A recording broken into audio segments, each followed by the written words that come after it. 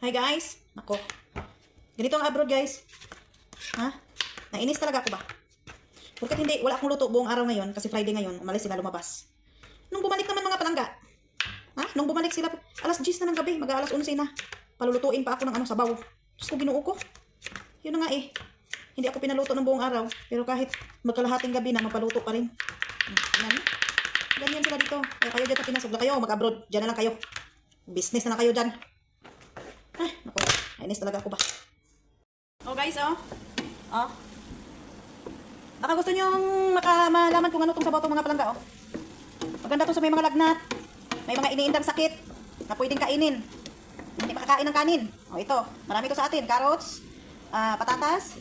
Pwede nang upo sa atin. Slice mo lang ng maliit. Lagyan ng Maggi. At saka soup broth kung meron. Basta kayo nang bahala. Masarap siya mga palangga. Masarap siya sa mga may mga lagnat, may mga sakit-sakit dyan. Oh, ito. Masarap to. Gawin niyo dyan mga palangga. Organic pa, masustansya pa. Ito mga palangga, oh. Nagyawa ka lang ng white onion. Kung wala ang puti na sibuyas, okay lang din na pula.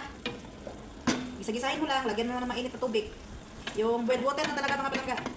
Yung boiled water na ilagay mo para ano, para madali na lang siyang maluto. Yung sabaw mo, hindi naman masyadong marami.